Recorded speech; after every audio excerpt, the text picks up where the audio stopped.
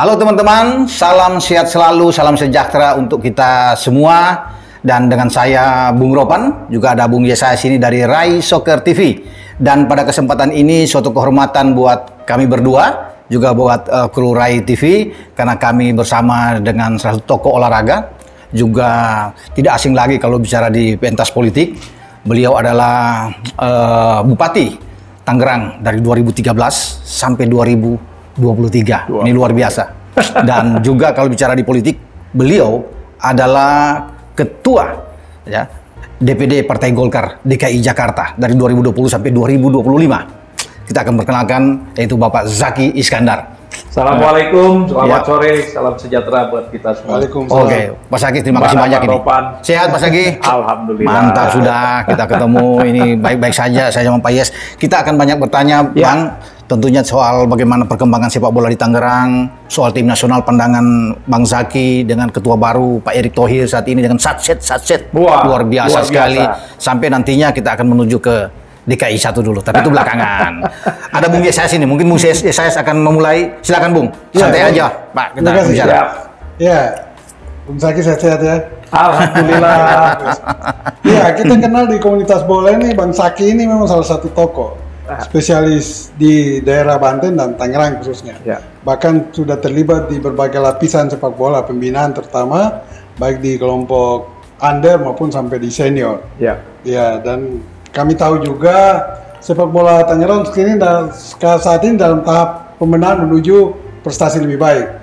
Bahkan ada isu-isu yang sudah tersebar di media sosial, akan datangkan pelatih mungkin direktur teknik atau ya yang lebih tinggi untuk membina secara umum, secara luas sepak bola di Banten dan Tangerang. Yang mau kami tahu lebih jauh, bagaimana sih selama ini Bang Zaki terlibat dan membangun sepak bola yang begitu kuat di grassroots-nya, terutama kompetisi junior dan anak-anak sampai pada senior. Silakan. Baik, Bang Yes, Bang Ropan. Jadi sepak bola ini adalah olahraga paling populer dan paling favorit di Indonesia. Kita tahu sendiri animo masyarakat kalau untuk olahraga sepak bola itu sangat luar biasa sekali Indonesia ini. Dan ini merupakan sebetulnya pangsa pasar industri olahraga yang sangat besar di Indonesia. Berkaca dari perkembangan dunia sepak bola, banyak sekali pengalaman ketika saya jabat jadi asisten manajer timnas U23 yang ke Asian Games Doha 2006. 2006 ya? 2006, ya, betul. Dengan Pak Rahim Sukasa. Ya, betul. Ketika kami dikirim TC ke Belanda di salah satu kota kecil namanya kota dekat dengan Groningen tuh. Kok jadi saya lupa. Nah, di kota itu saya belajar banyak sekali. Ya, Drachten nama kotanya. Drachten. Di mana hampir kalau kita katakan di sini mungkin setiap desa itu ada lapangan sepak bola di sana. Setiap desa ya, Pak? Iya, hampir setiap desa kita ke distrik. Ukuran normal. Kenapa? Ukuran normal, tapi ada juga lapangan latihannya. Nah, jadi di setiap spot lahan terbuka, ruang terbuka hijaunya itu pasti ada lapangan bola. Nah, dan saya melihat di sana SSB itu mulai dari anak-anak usia dini sampai dengan under 20 itu luar biasa sekali perkembangannya. Ini yang menjadikan saya bertekad bahwa ketika kembali ke Tangerang, saya mau mencoba membangun sepak bola dari anak-anak usia dini dulu, agar mereka bisa paham bagaimana menjadi atlet sepak bola yang baik dan menjadi atlet yang benar-benar disiplin terhadap olahraga yang ditekuni. Jadi nanti efeknya akan ke atlet yang lain dari cabang dunia olahraga yang lain juga. Nah, ketika dipercaya menjadi pimpinan daerah di Tangerang, salah satu program unggulan yang saya buat adalah di setiap kecamatan di Kabupaten Tangerang kita punya stadion mini sepak bola. Ukurannya memang ukuran ukuran stadion, bukan ukuran FIFA match stadion, tapi ukuran yang memang kita sesuaikan dengan tapak dan ketersediaan lahan. Boleh tahu sekitar berapa jumlahnya sekarang? Sekarang dari 29 kecamatan 28 sudah ada. 28 sudah ada. Satu aja. Satu sedang dalam pembangunan. Karena memang di dekat kawasan perkotaan, lahannya cukup terbatas di sana. Nah, insya Allah di September Oktober tahun ini udah selesai yang ke-29. Plus 1 sport center yang ada yang sekarang menjadi Indomilk Arena yang menjadi home base-nya Persita. Nah, tujuannya adalah bagaimana pengenalan anak-anak usia dini terhadap sepak bola itu benar-benar bisa merata di 29 kecamatan di Tangerang Kabupaten. Kemudian dari sana bukan saja untuk anak-anaknya, kita juga memberikan training untuk para pelatih, memberikan training untuk para wasit, dan juga memberikan training untuk kepada official manager dan lain sebagainya. Bagaimana sih membentuk SSB yang baik? Nah, kalau udah banyak SSB dan sudah banyak lapangan sepak bolanya tersedia, harus ada kompetisi reguler. Betul. Jadi di mana kompetisi reguler ini akan menjadi ajang pembuktian dari program pembinaan SSB yang ada di Tangerang. Jadi kita punya namanya Tangerang Junior League. Itu yang kita pertandingkan atau yang kita lombakan kelompok umur 13, 15 dan 17 tahun. Jadi anak SD, anak SMP dan anak SMA. Ini menjadi kompetisi reguler yang meriah setiap tahun, hampir kayak kalau ini Liga Champion selalu ditunggu. Karena finalnya nanti main di Stadion Indomilk. Dan penonton penuh itu. Dan penonton penuh. Jadi istilahnya Bang Sagi, istilahnya ini road to Indomilk Arena. Iya, udah kayak champion benar nih. Nanti penyisihannya di kecamatan-kecamatan, Bang. Jadi kelompok umur 13, kita siapkan 4 stadion di 29 kecamatan itu. Untuk kelompok umur 15 sama 4 stadion yang berbeda. Begitu juga yang kelompok umur 17. Jadi semua stadion itu setiap tahun pasti dipakai. Nah, dari 29 kecamatan ini ada yang terregister di ASKAP itu lebih dari 100 SSB sekarang. 100 SSB. 100 SSB dari 29. Jadi ya minimal berarti kan setiap kecamatan ada 3 SSB tuh. Nah, itu selalu di setiap kecamatan ini juga SSB ini saling berkompetisi untuk menunjukkan yang terbaik. Karena dia akan mewakili, klub itu akan mewakili kecamatan tersebut di Tangerang Junior League. Nah, dengan perkembangan metode pembinaan seperti ini, saya harapkan nanti stok untuk aset pemain sepak bola bagi Kabupaten Tangerang, baik itu tingkat Popda maupun tingkat pemerintahan, kan kita ada pekan olahraga kabupaten, terus ada pekan olahraga provinsi, dan yang terakhir PON. Itu stoknya akan banyak. Dan nanti akan kita serahkan juga aset-aset ini kepada juniornya Persita. Bayangkan kalau kita klub Persita ini banyak pemain yang berasal dari lokal. Itu kan pride kedaerahannya akan lebih terbangun. Karena kita pernah mengalami beberapa pemain lokal yang bermain untuk Persita. Bahkan tim nasional. Bahkan tim nasional. Seperti misalkan kayak Agus Suparman. Terus ada Uci Sanusi, bek kiri, terus ada banyak lagi yang termasuk Ilham yang walaupun aslinya bukan Tangerang tapi besarnya di Tangerang. Dan Zainal Arif. Bang, 20 stadion mini di 28 sampai 29 kecamatan. Itu pembangunannya kosnya dari pemerintah? Semua dari APBD. Oh, APBD. Wah, luar biasa. Semua dari APBD, kemudian pemeliharaannya kita serahkan kepada kecamatan. Nanti ada biaya pemeliharaan yang kita poskan di anggaran pemeliharaannya kecamatan. Karena itu menjadi asetnya kecamatan. Sebetulnya di luar 29 stadion mini sepak bola ini juga ada kurang lebih hampir 16 GOR mini yang juga ada di kecamatan. Nah, GOR mini ini untuk olahraga bulu tangkis, cabang olahraga yang lain, termasuk bela diri dan lain sebagainya. Jadi perkembangan olahraga pembinaan di Kabupaten Tangerang itu memang kita desain untuk menjadi jalan bagi generasi-generasi muda kita berkarir di dunia olahraga. Iya. Sekarang ini kan salah satu lapangan pekerjaan yang memang terbuka ya salah satunya dunia olahraga. Entah itu sepak bola, bola voli, basket, bulu tangkis, atau cabang olahraga bela diri. Sekarang ini apalagi ditambah kita bisa lihat kemarin konsepnya Pak Jokowi ya untuk pembinaan itu sangat luar biasa sekali, dan penghargaan terhadap atlet yang meraih prestasi di tingkat SEA Games, apalagi di Asian Games itu kan sekarang ini sangat luar biasa lah. Iya. Nah, tapi di luar daripada itu pun kita juga berpikiran nanti bagaimana karir akademik anak-anak ini. Iya. Nah, sebetulnya Kabupaten Tangerang punya cita-cita kita punya sekolah khusus olahraga. SMA seperti Ragunan lah, gitu ya. Berarti semua cabur ada di sana. Semua cabang olahraga ada di sana dan sekolah itu dekat dengan sport center nantinya. Cuma sayangnya karena untuk tingkat kabupaten kan kita dibatasi hanya untuk SD dan SMP. SMA itu kan ada di tingkat provinsi. Nah, ini yang saya sedang bicarakan dengan Pemprov Banten untuk membuat satu sekolah khusus olahraga yang dibiayai oleh APBD dan difokuskan untuk pembinaan atlet-atlet seluruh cabang olahraga yang ada di Banten. Nah, jadi Bang, ini program pembinaan ini sangat buat saya itu sangat luar biasa sekali. Iya, saya kira memang ini program perlu dicontohi oleh daerah-daerah lain.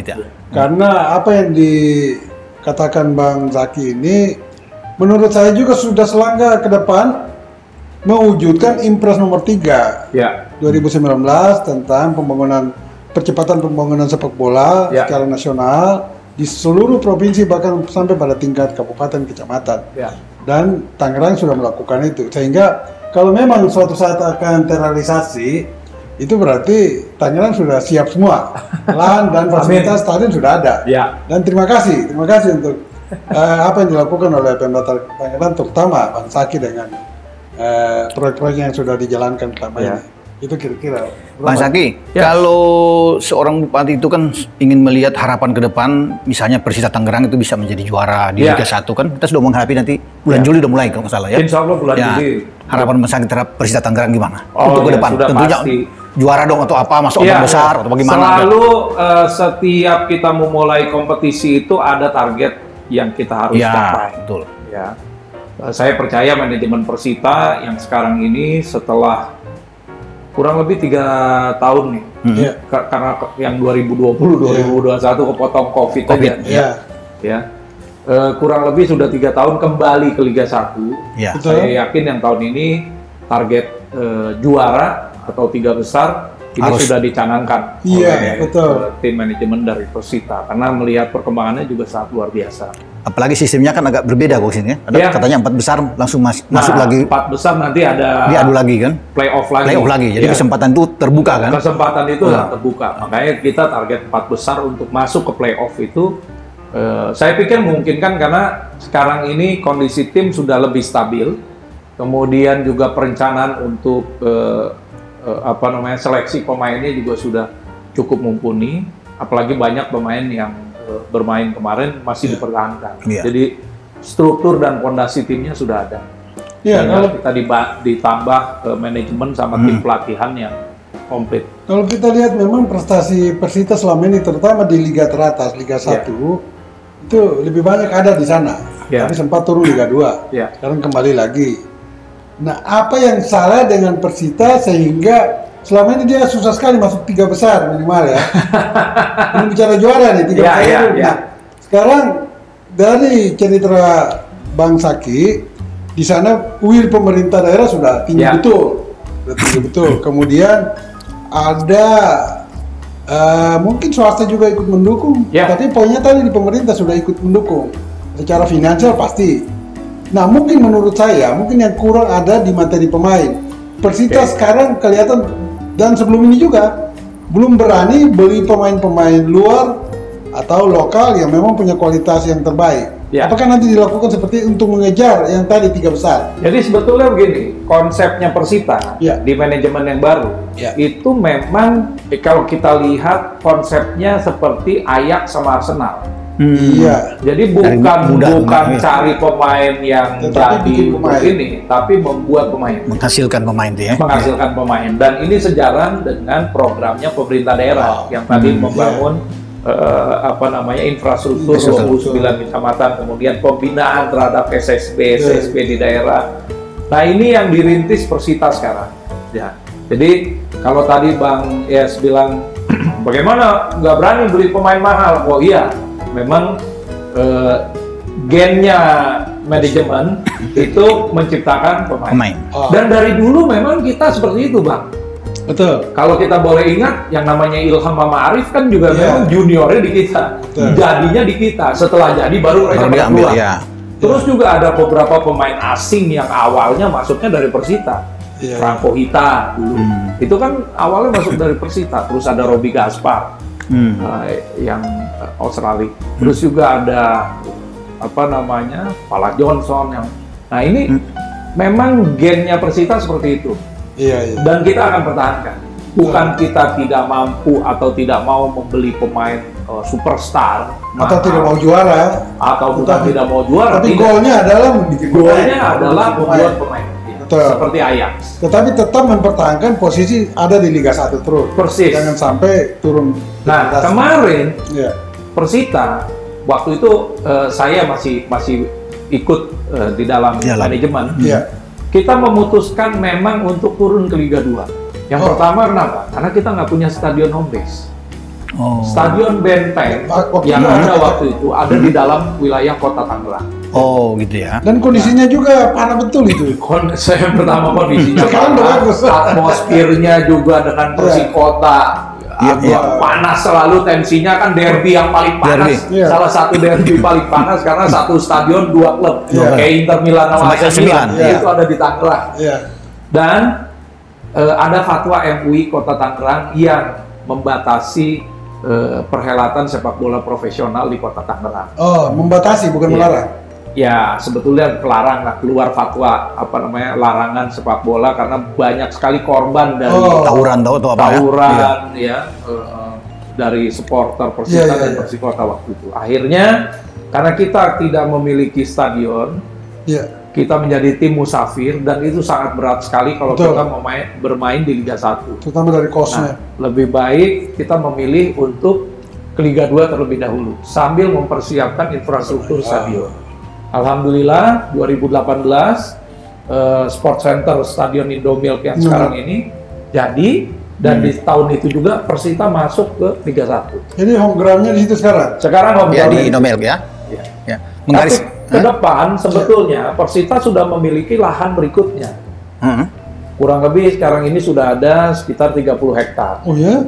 Yang nanti dipersiapkan khusus untuk sport centernya Persita. Mulai dari stadium kapasitas 30.000 orang, yang compact, bukan lagi pakai running track, enggak, tapi langsung compact. Langsung, Kemudian full tertutup, dan nanti juga ada indoor stadium di sana, termasuk lapangan-lapangan olahraga, lapangan latihan sepak bola dan cabang olahraga yang lain. Wah, bakal bersaing dengan JIS dong di Jakarta. Ya mungkin beda konsep lah. Kalau JIS kan terlalu ini boleh kita tahu di Tangerang sebelah mana itu nanti lokasinya? Ada di Kecamatan Legok. Legok. Ya. Oh, dekat-dekat. Tidak jauh dari Kecamatan Kelapa II yang sport center yang sekarang. Itu yang nanti menjadi sport kompleksnya Persita di masa yang akan datang. Sedang kita bangun. Akses jalan tol juga sudah ada ya? Akses jalan tolnya dengan jalan tol yang baru nanti sampai Bunda Raja. Ada sekarang baru sampai AIS. Nah itu dia aksesnya. Bagus sekali. Jadi konsepnya memang ke depan Persita ini menata jalur ke pengelolaan perusahaan sepak bola profesional. Iya. Sekarang kita udah mulai buat kontrak jangka panjang kepada pemain-pemain yang memang di standar kita memungkinkan untuk mereka dikontrak jangka panjang. Jadi seperti Javlon sampai 2024, terus ada Shin Yong tuh yang dari Korea 2026, Toha kapten sampai 2026. Nah ini yang kita sedang, belum lagi nanti yang junior nih yang masuk. Bang Zaki, ini menggarisbawahi tadi di mana Persita akan menghasilkan bibit-bibit muda tentunya.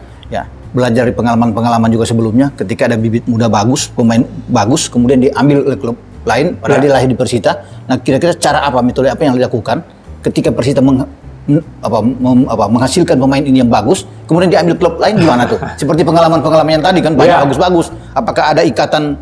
Sekarang ikatannya jangka panjang. Nah itu. Ikatannya jangka panjang. Jangan sudah jadi diambil kan? Ya. Dan gini Bung Ropan, ini ada sesuatu yang menarik di Persita sekarang. Ya. Kita ikat jangka panjang pemain-pemain yang antara 18 sampai umur 20 yang baru saja lulus SMA. Tidak hanya aja dengan kontrak materi uang. Tapi kita juga nanti akan menawarkan di dalam kontrak tersebut kuliah. Sekolah ya mereka sekolah sampai S1-nya selesai. Betul. Jadi kalau kita kontrak 4-5 tahun, itu termasuk di dalamnya adalah kuliah yang dibayarkan oleh Persita melalui kontrak mereka sampai menyelesaikan S1. Kalau 5 tahun dapat pendidikan formalnya. Oh iya, pasti.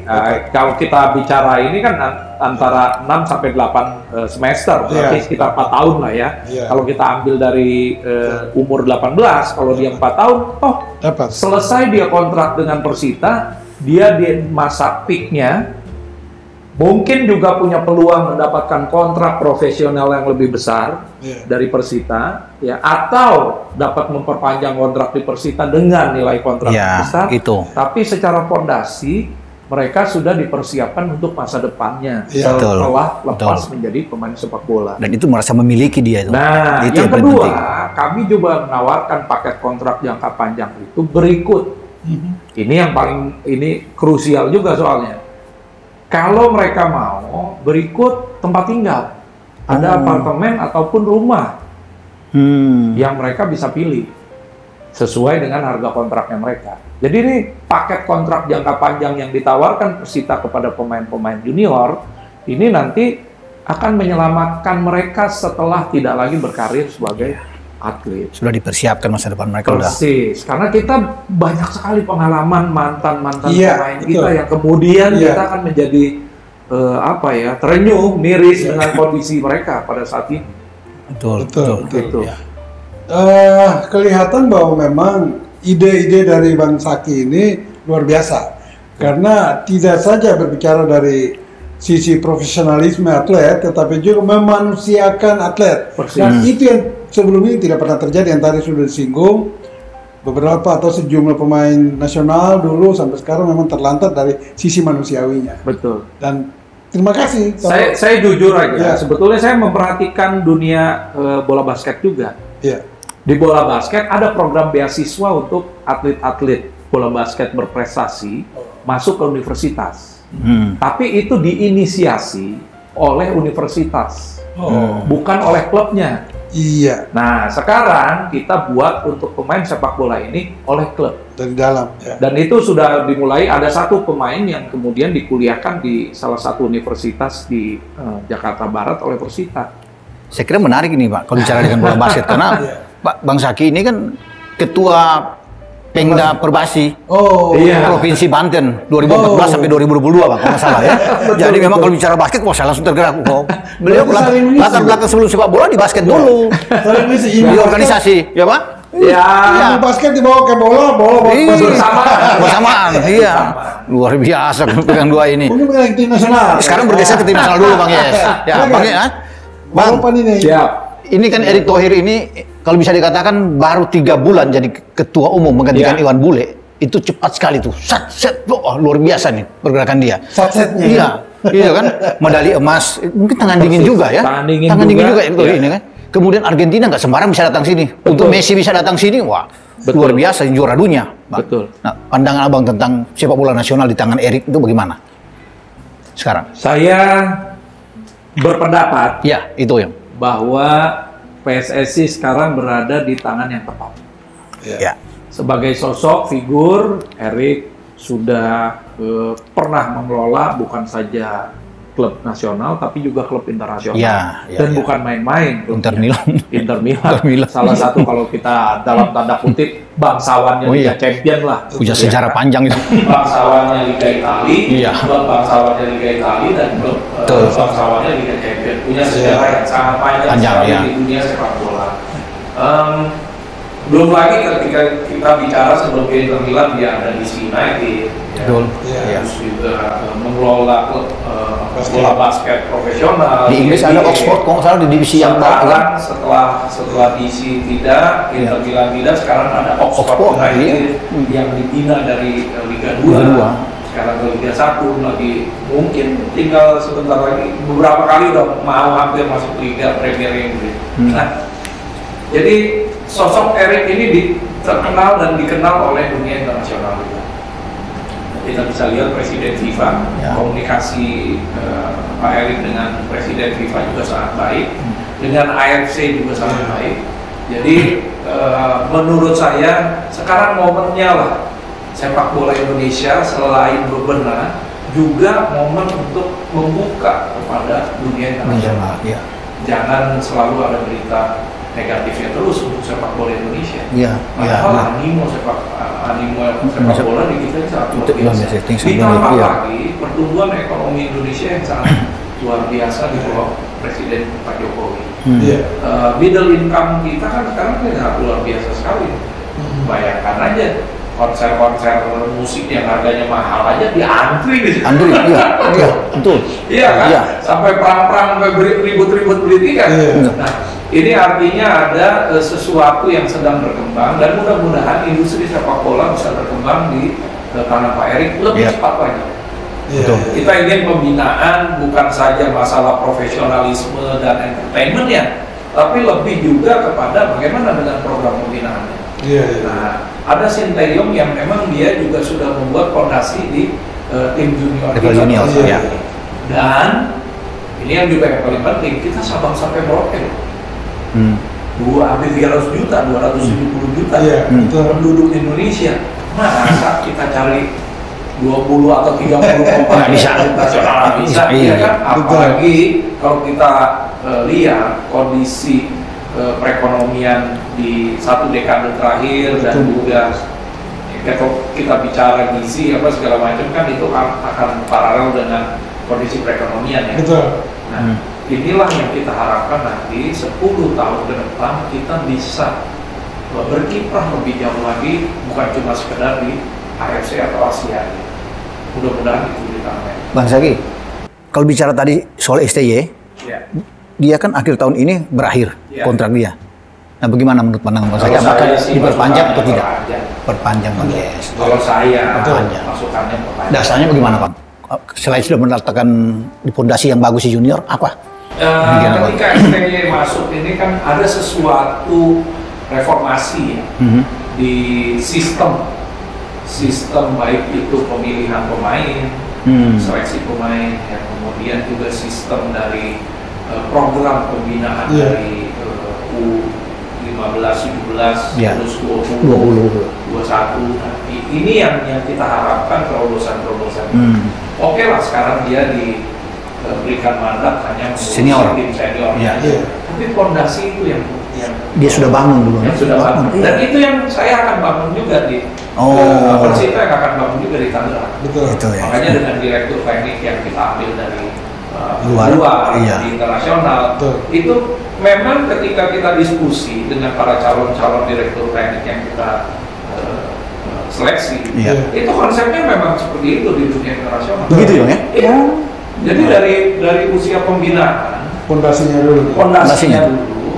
Di sana itu anak-anak U13 itu sebetulnya nggak diajarkan dribbling bola lama-lama. Itu bermain aja. Mereka bermain dengan dasar-dasar permainan bola modern sekarang. Passing, lari. Jadi nggak ada passing terus dribbling bola gitu. Nggak ada. Nah, sampai nanti mereka di tahap persiapan ke masuk ke senior antara 17 sampai 20 tahun. Pematangan. Nah, itu pematangan dari strategi apa segala macam itu mereka sudah secara bertahap dibina dari bawah. Masuknya Sinteyong membuka wawasan kita terhadap program ini. Nanti ke depan saya berharap juga bahwa pola game plan dan strategi permainan dari timnas itu bisa ditiru oleh klub-klub. Jadi misalkan kalau mau pakai pola 4-4-2, ya sudah dari klub pembinaan 4-4-2 gitu.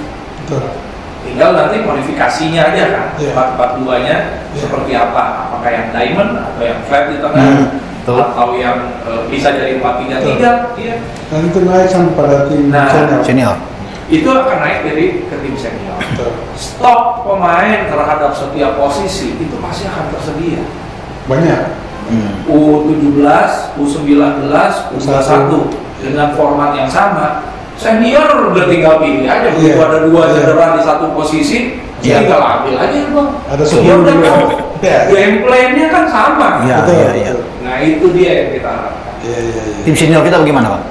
Tim senior kita punya prospek yang sangat luar biasa dan Sintayong berani dipakai anak-anak muda.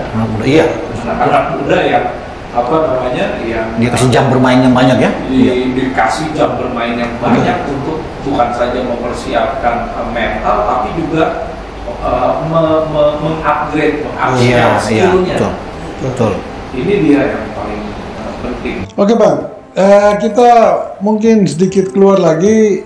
Abang ini kan mau masuk ke DKI 1.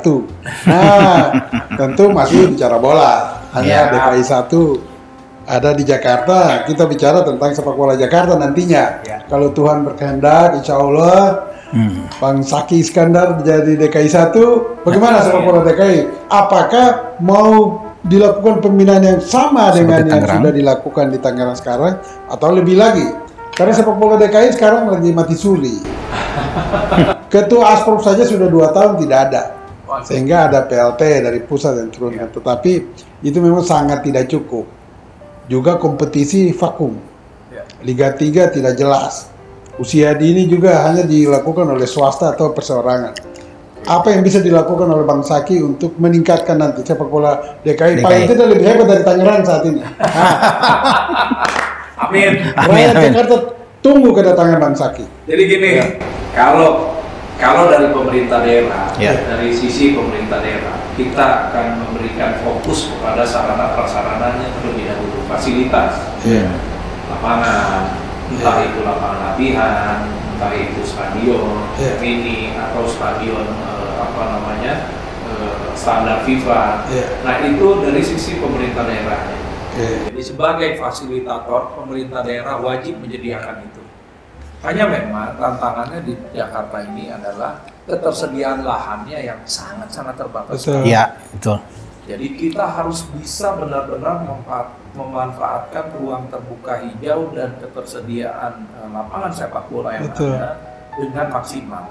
Saya nggak mungkin bisa bikin seluruh kecamatan, 44 kalau nggak salah kecamatan di DKI dengan masing-masing satu stadion.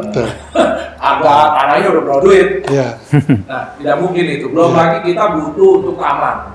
Bukan saja untuk sarana olahraga, tapi taman terbuka, ada sosialisasi di sana buat juga masyarakat umum lainnya.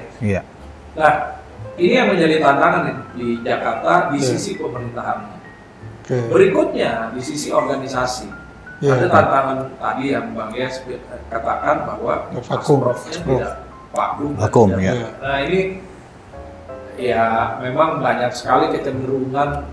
Mohon maaf ini saya jujur aja. Kadang-kadang pada saat perhelatan musyawarah daerah, asosiasi, federasi olahraga gitu ya, itu banyak sekali yang berkeinginan, tapi setelah itu tidak menjalankan organisasinya dengan baik. Hanya untuk mungkin mencari popularitas atau agenda-agenda yang lain. Yang kita butuhkan sekarang adalah sosok yang mau dan mengerti serta paham dunia sepak bola dan mau menjalankan roda organisasi sesuai dengan statuta PSSI yang ada. Itu dulu. Jadi organisasinya harus dibenahi. Pemerintah daerah menyediakan fasilitasnya. Dari sana kolaborasi antara organisasi dengan pemerintah daerah itu dengan sendirinya nanti akan melahirkan SSB yang dari animo masyarakat yang nanti juga akan jadi produktif. Kalau kita dari satu sisi aja sisi yang ininya juga nggak jalan. Iya, betul. Nantinya. Nah, alhamdulillahnya kalau di Tangerang antara pemerintah daerah dengan induk olahraga KONI dan juga induk-induk olahraga cabang olahraga itu semuanya kompak. Nah, ini yang kita mau buat suasana apabila saya dipercaya di DKI. Jadi kekurangan-kekurangan DKI ini sudah ada di sini ya. Tinggal nanti Bang Zaki membenahi pelan-pelan untuk membawa sepak bola DKI maju. Ya. Paling tidak lebih hebat dari Tangerang. Insya Allah harusnya seperti itu. Iya. Sebagai ibu kota harusnya anggarannya lebih besar, fasilitasnya juga mungkin lebih baik dari Tangerang. Saya kira betul, fasilitas ada, anggaran besar, tetapi yang kekurangan tadi lahan tidak ada. Untuk bangun seperti di dan tadi fondasi, ide, gagasan yang konstruktif untuk membangun itu semua ya juga harus ada. Jadi DKI Jakarta menunggu Zaki Iskandar membangun sepak bola. Mantap. Oke, Bang, ini kalau bicara sepak bola memang nggak akan habis-habisnya. Ya kan? Ini sudah hampir 40 menit ini. Sudah. Jadi kita bisa sudahi dulu, kita akan perpanjang lagi. Next kita akan ngomong-ngomong lagi. Tapi enak, Bang. Suasana di sini enak. Masih ada kereta suka lewat. Bang Zaki pilih tempat mantap juga ini. Wah, ini luar biasa ini kan. Bang, terima kasih banyak nih sudah menerima saya dan Bung Yes saya. Iya. Semoga sepak bola Tangerang maju, juga DKI juga akan maju. Kalau beliau itu berada di sini. Sepak bola nasional. Pasti, itu sudah pasti. Iya. Karena bola DKI itu salah satu tolak ukur untuk sepak bola nasional. Iya. Bagi daerah lain, Bang Zaki boleh kalah sama siapapun, jangan sama DKI. Wah, itu sudah jadi. Iya kan? Di mana-mana kalau Persija main pas kalahin dulu. Iya kan? Kalah sama yang lain nggak apa-apa. Tapi jangan sama Persija. Biasa begitu kan. Itu sama dengan Perwonas. Wartawan DKI tidak boleh menang. Tidak boleh. Iya, tim sepak bola DKI tidak boleh menang. Pokoknya gitu. Oke. Baik. Teman-teman, sampai di sini pembicaraan kita dengan Bang Zaki Iskandar. Nanti kita akan berjumpa pada lain kesempatan untuk bicara tentang sepak bola. Semoga sepak bola kita atau sepak bola nasional kian maju. Dengan saya, Bung Ropan dan Bung Yes di Rai Soccer TV. Sampai jumpa. Ciao. Ciao.